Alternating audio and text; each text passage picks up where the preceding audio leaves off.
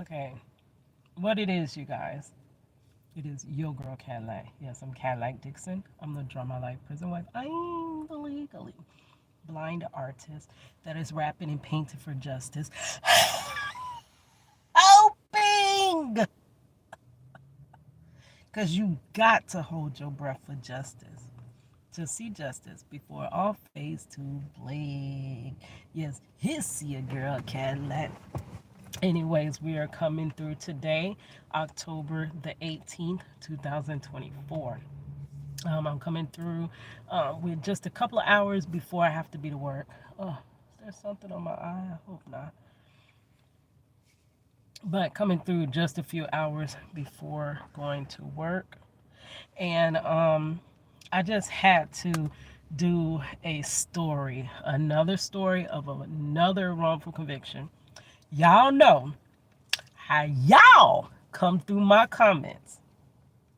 And when I leave comments on other content creators' pages on their channels, um, corresponding with the creator, not with you, you leave me comments saying that wrongful convictions don't happen, that 12 jurors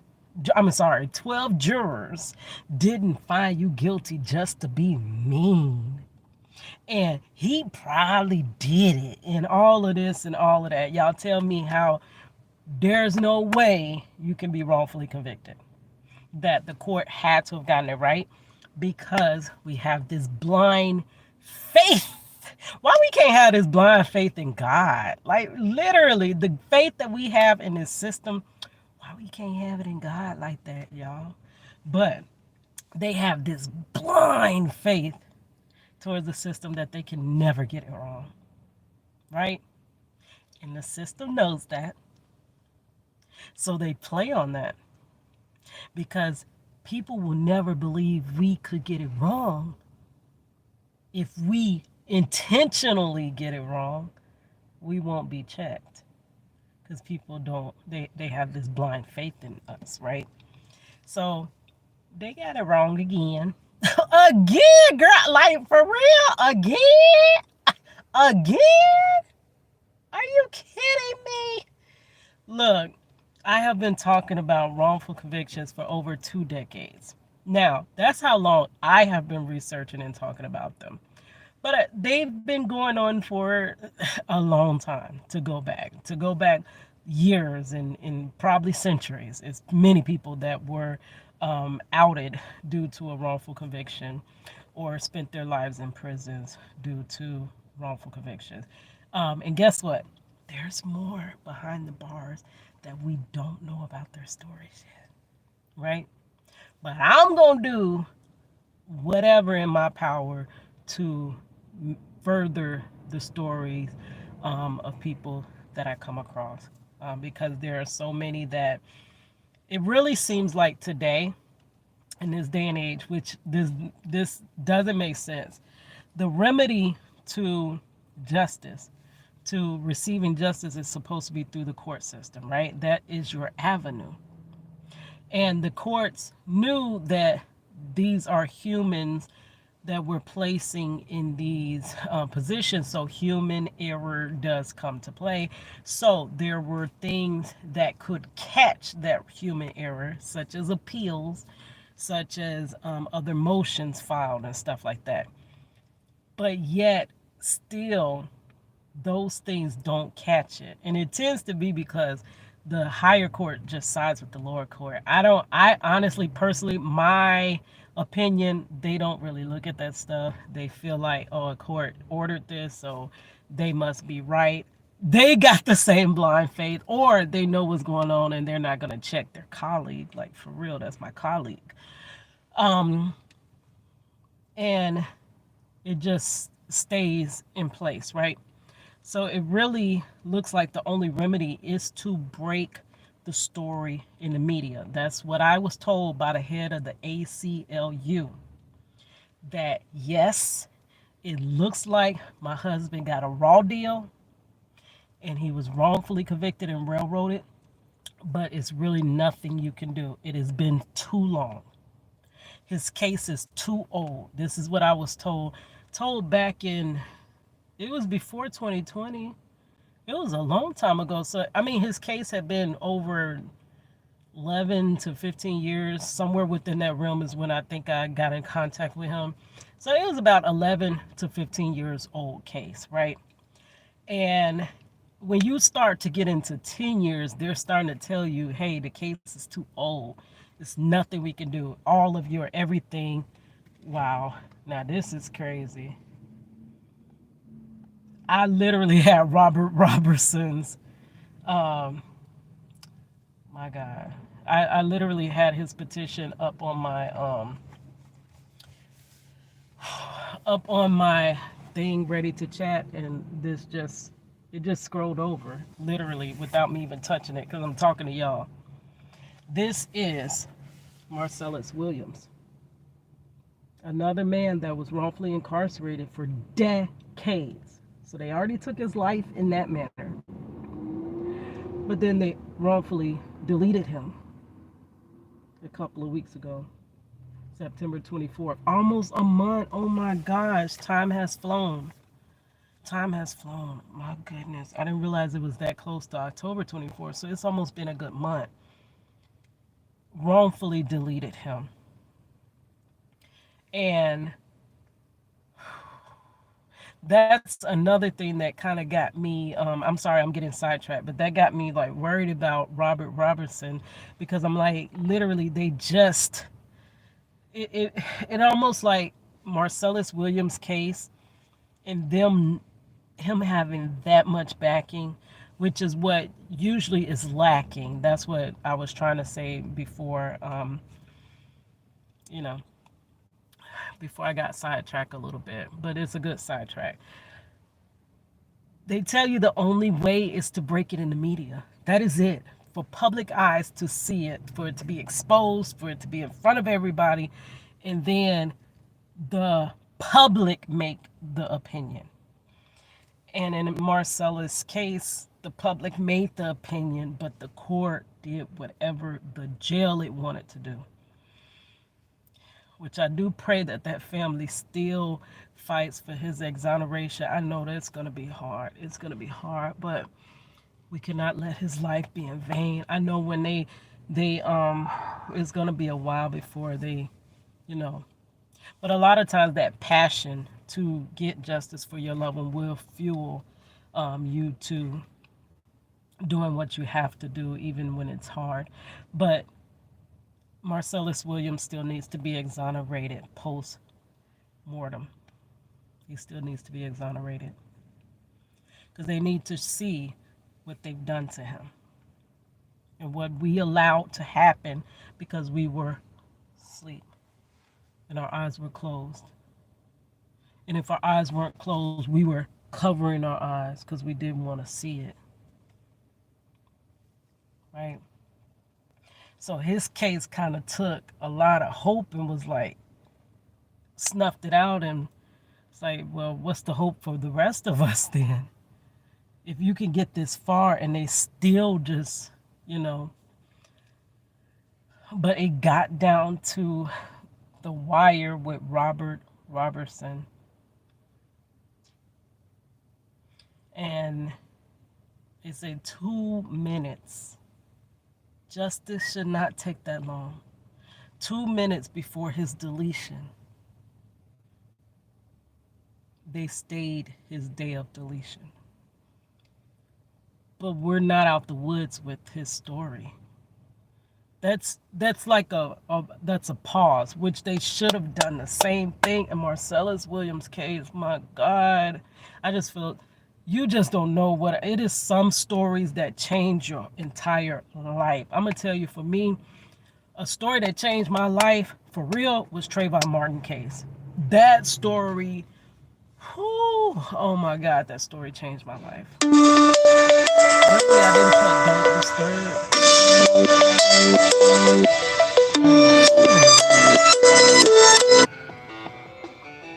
in the middle. So let's put Do Not Disturb now. So hopefully we don't get disturbed. My gosh, I hate that. And I put, I think I put I do got calls coming through, so let's put no ringer so that I can at least ignore the call. And it threw me off. But oh yes, I was saying how Trayvon Martin's case changed my life. Like literally changed how I advocate, changed everything. It changed the motivation to continue. It did a lot. Marcellus Williams' case as well is one of those cases that just really I will never in my life forget. But it kind of made it where you like, well, dang, whatever little bit of hope I had in this system, now that's gone. But Robert Robert Robertson, his date of deletion has been stayed as of yesterday, 2 minutes before his wrongful deletion. So what we're gonna do. Oh, I'm sorry. I'm so sorry to keep getting sidetracked. I used to edit this stuff, but then editing proved to not be beneficial for me because I edit and then nobody watch. I got crickets or cicadas. I hear cicadas. So I stopped editing. But that's something that's, a downfall of me. I have an attention that jumps from here to there to this. So I'm all over the place. I try to stay focused as much as I can. I try to cut out as much as I can, but that's how I literally am. I will get sidetracked. But the point that I forgot that I kind of got off on a tangent on was that they leave you the only remedy is to break the story in the media. It is hard to do. It is extremely difficult to do to break your story in the media.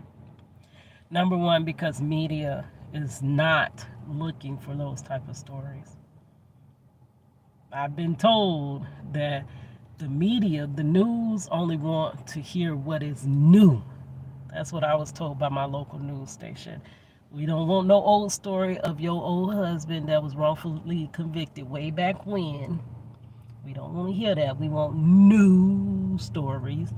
And they're also kind of biased towards the narrative of the stories. So if a story fits a certain narrative, okay. If it fits this other narrative, it's really going to be difficult.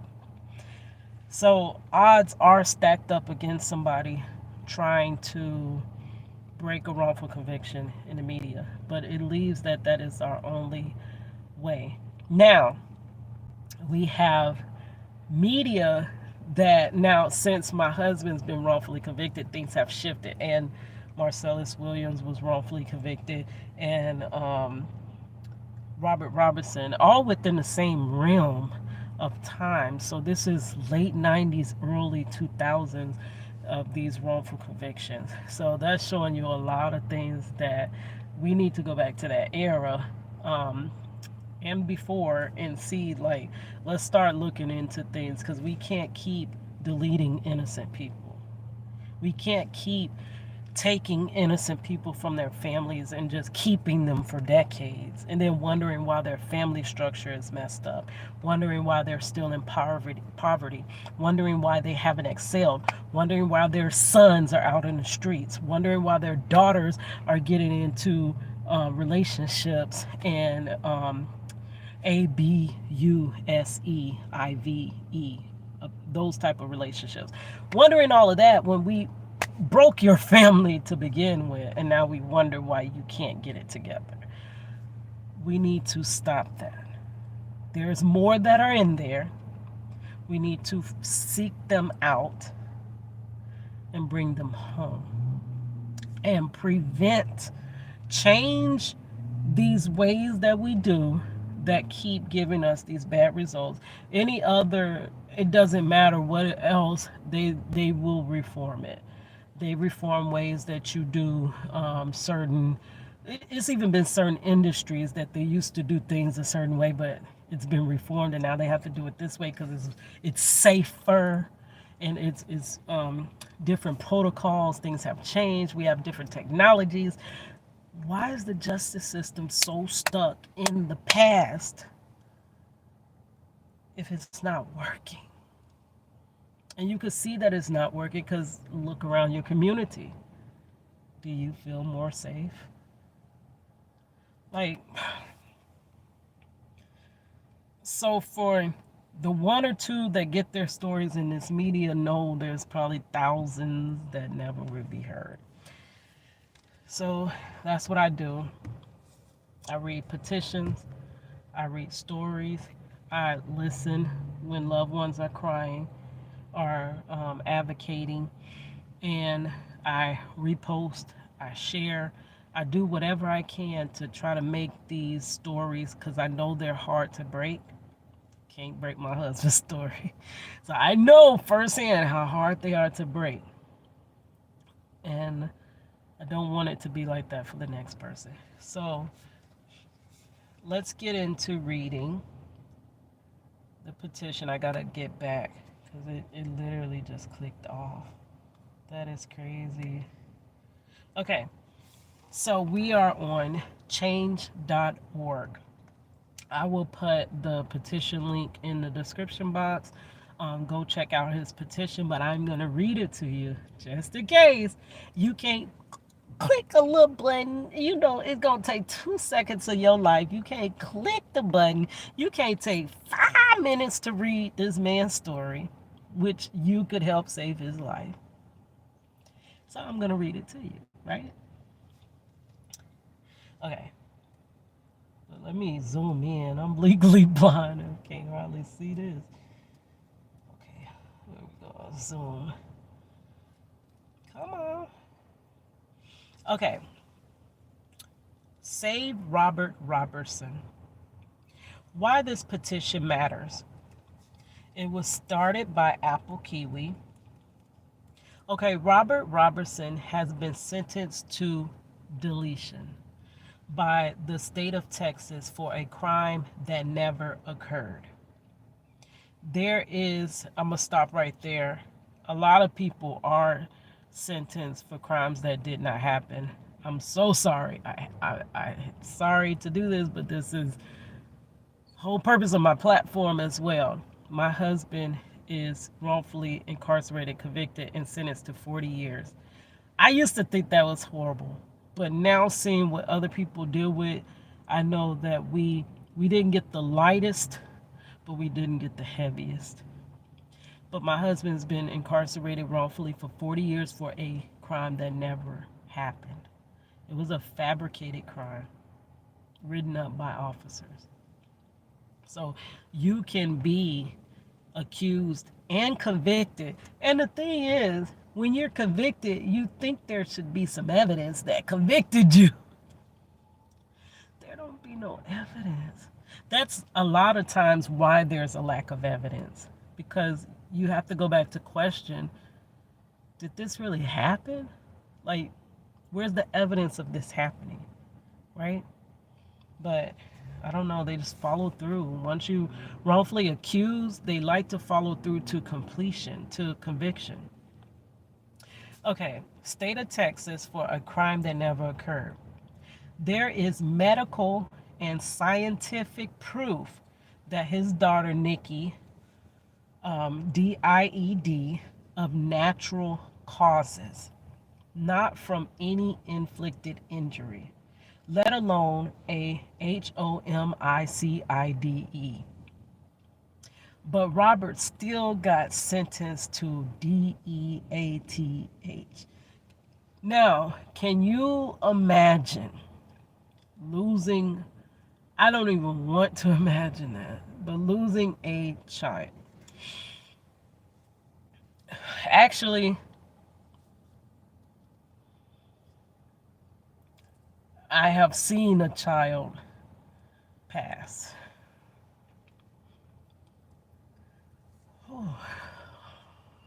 I was very young, and I witnessed with my eyes, seeing my little baby cousin pass. from choking. That is horrific. That is horrific and traumatizing. And let, let's escalate it because this was his child. His child, his own baby, his baby girl that is not here. And you're already trying to sort out these feelings. You already can't understand like what is happening. And all of that just shifts to you, and everyone's like, you did it. And you're trying to wrap your mind how I did there. Could you? I literally just lost my daughter. Like, what are you talking about? And at the time that he's supposed to be mourning his child, there with his family, taking care of his own business, he's taken from his home and taken to jail. Could you imagine that? And keep in mind, let's always put you in the seat. Put you.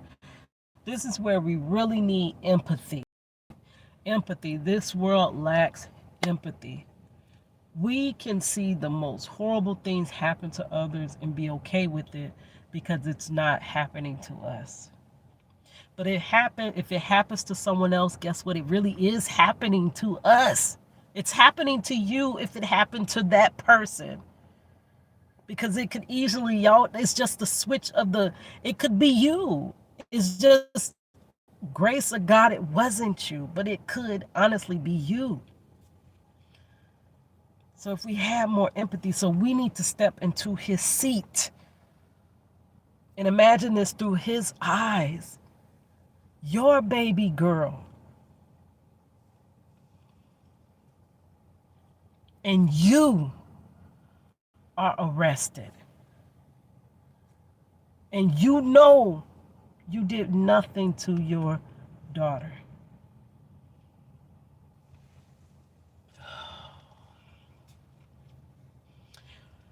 But Robertson still got sentenced to DEATH, which means on October 17th, which was yesterday, he will be deleted. But God. You can also text Robert in capital letters to 97016. Help save an innocent life. Okay, so it goes to more. Then it has some supporters left their comments. New evidence needs to be examined.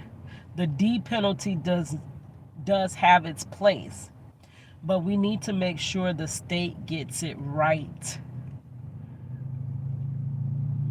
Please add your support to Robert, an innocent man set to be X'd out next week of a crime that was never committed. Who is any human to judge another? Forgiveness and love and understanding are the way. Gosh, humans misjudge people all the time. Like, we're the last that should be judging other people. Because we literally, unless you're going to judge from that place that God would, from seeing all aspects and considering everything, all sides of the case. I wanted to do this illustration that a case is not just a flat, I don't have nothing here, a flat piece of paper. Here we go. It's a parking pass. They show you a case like this. So you got the prosecution show you this side. Bad, bad, bad, bad, bad, bad, bad, bad, bad. And defense show you this side. Good, good, good, good, good, good, good, good, good. And we base the case off of bad or good. But a case is not like a flat piece of paper. Just like Coach CW said when he was released under the First Step Act, right? He said, the judge said they have two pieces of paper. This one paper says you're all bad. This one paper says you're all good. Which one do I believe? And then he went on to say that if you haven't learned your lesson within the time that we've held you, basically, like, when are you going to learn? So he gave him that second chance, right? But a case is not good or bad. It is a cube. There's so many different aspects. It's some type of three-dimensional object. A case is not flat, good, bad. No, a case is, let's look at all sides, all aspects, all information, all evidence, exculpatory or inculpatory, all. And then let's make our decision. Does the good outweigh the bad? Does the evidence of guilt outweigh the evidence of not guilty? Does the testimonies line up? Or do they, one's here, one's here, one's here? They nothing makes sense. Do they line up? And let's consider it all and then make our decision. That's how it's supposed to be. That's how you would want it to be if you were sitting in that seat. Okay, and humans don't judge like that a lot of times. That's the way you should judge others, which is not really good for us to judge others because we all got dirty closets. It's really. But if we have to judge, that is the way you come from judging. You have to come with empathy, right? Okay, let's click on the link. Okay, so call on Governor Abbott to stop Robert Robertson's deletion. The number is 361-264-9653. And some of the videos that I watched prior, they were referring to him as Forrest Gump. They were like, the state of Texas is about to literally delete Forrest Gump. That's how they were comparing him. Robertson does have autism. So they weren't taking that into like a mitigating factor. Actually looking into that, they were saying that he just lacked, the way he was acting like was kind of cold or stuff like that when his daughter, was no longer here. And they used that to judge him, the way he responded, his response, not knowing that his response could be due to his autism and not because he's guilty. You know what I'm saying? So they kind of mix that up. But as you look at his picture, oh my gosh, it's almost like sometimes you could see through their pictures and actually see them. Look at that. Wow. Actually see their soul.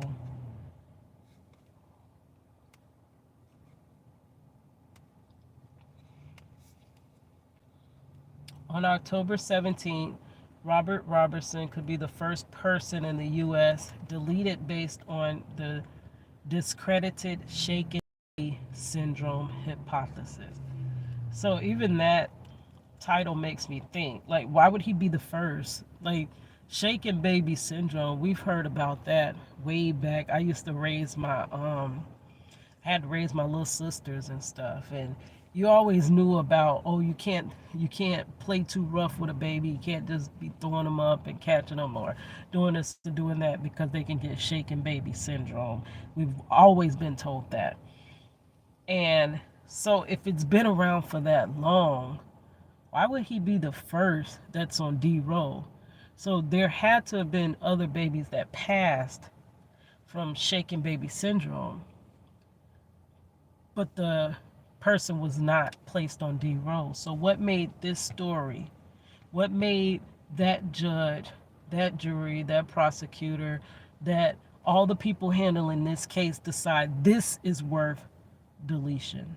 Like, how did they get to that? Because another part of justice is, though you may have done something wrong as a defendant, you still need to be punished according to the severity of your crime. So when your crime is, they have an allotment of time for each crime. So if you did a crime that is allotted that much time, it needs to be equal.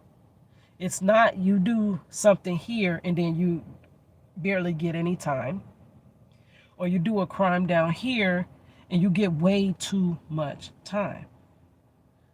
That also happened in my husband's case. My husband is accused of an attempted robbery of $60.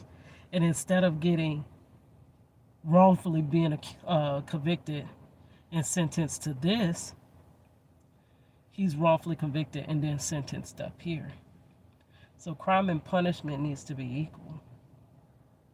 The crime that is committed needs to receive the punishment that is equal to that.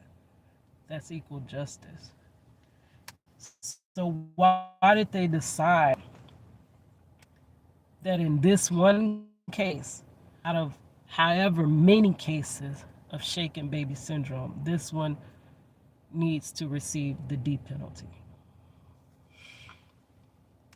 Time is running out to stop the Xing out of Robert Robertson on October the 17th, and your voices could make a critical difference.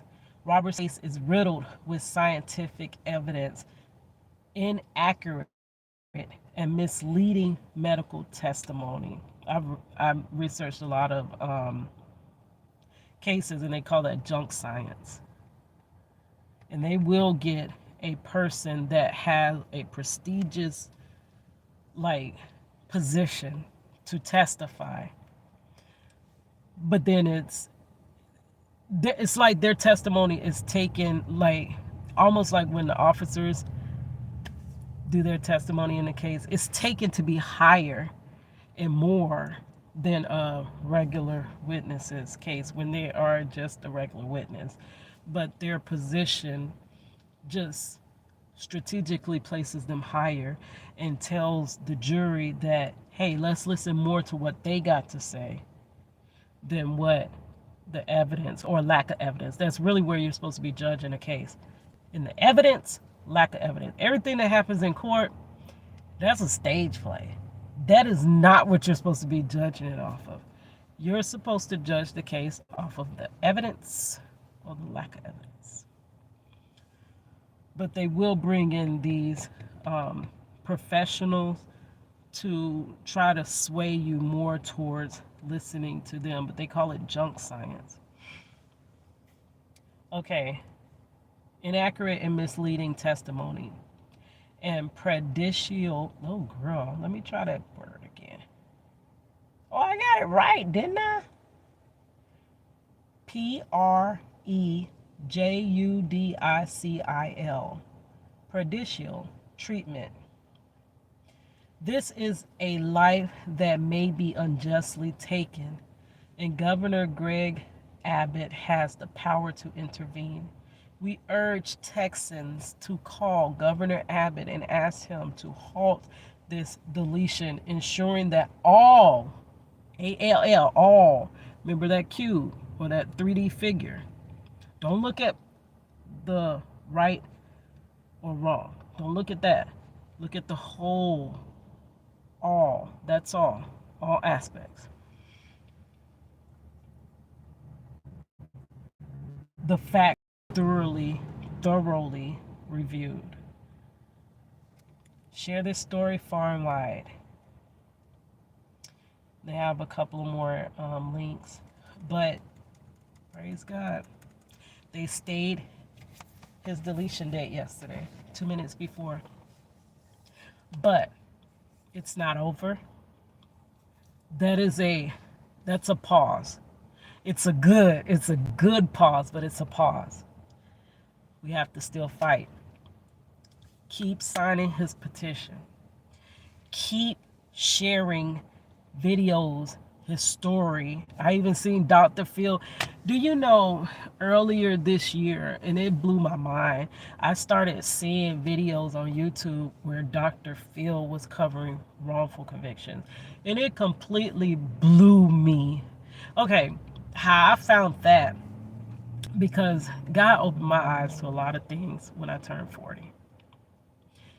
And this is a whole nother side note, but I didn't know what was wrong with me, honestly. Because I'm like, I try to be good. Like, I try to be my best. I'm not perfect. I can't be perfect. But I can get as close as I can to trying to do the right thing. I try to treat everybody with compassion. I do right by everybody. I put everybody before I even put myself. And I always kept coming back short-handed, short end of the stick. I get hate for love. I support you, you don't support me back. That's how it always was. When I needed a shoulder to lean on, to cry on, I couldn't find nobody. But when people need me, I'm right there. Like, no matter what I got going on, I'm dropping it and getting over to what you need. And I just couldn't understand it. And I was like, well, if people treat me this bad, I got to be bad. I literally have got to. Like, and me, I wanted to fix me. So I'm like, I cried out to God, like, what is wrong with me? What's wrong with, like, literally just cried, what's wrong with me? Because something's wrong. I want to fix it. And God started to reveal to me about the spirit of narcissism.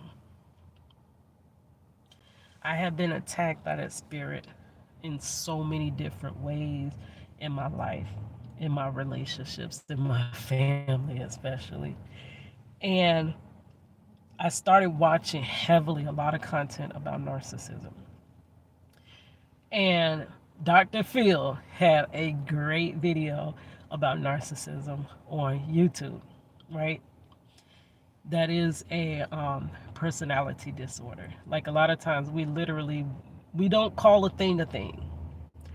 Something's dysfunctional, we won't call it out. It's just like our narcissistic relationship with this justice system. We refuse to call it out. We're going to back it before we tell the truth. And like they say, shame the devil. Right? And after watching that, I started watching further because he went on to talk about other personality disorders. I don't have a lot of interaction with that, but that narcissistic spirit, girl, that has been a great detriment in my life, honestly. And then it went on that he started talking about wrongful convictions. And I'm like, Dr. Phil? Like, don't nobody talk about wrongful convictions but your girl. And I get ignored, like, daily, on the daily, since early 2000s. Like, don't nobody hear what I got to say about wrongful convictions. And now Dr. Phil's talking about them. Like, are you kidding me? And it's crazy. But the world is starting to see. Waking up. Little by little, we waking up. We waking up to a mess that happened while we've been asleep, but we waking up. It's crazy. All right, guys, I gotta go. I do have a second video that I want to do about narcissism, so I'm gonna have to stop this one because that's a whole off the side, whole different video for another time, another place. I've learned to separate my things, because I used to be one that groups everything together. I'll just ramble on with you forever and it'll be about 12,000 million trillion subjects. So I got to separate. But I'll talk to you guys later. Please check out Robert Robertson's change petition. Sign it, keep signing it, keep sharing it. We're not out the woods. This is just a pause. There is more that needs to be seen. They need to Get him home. If he's innocent, they need to get him home. And also think about, they've already taken decades from him. Let's talk about the irreversible damage already done. Already done. But thank God they didn't do that ultimate irreversible damage that they did in Marcellus Williams' case. They did that. You can't take that back, what you did. That's that hurt. Y'all did that.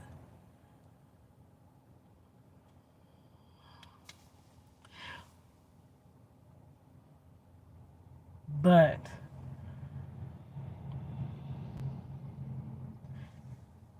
they took the first part of Robert Robertson's life. But let's keep fighting until they exonerate him and get him home. And they also need to take steps to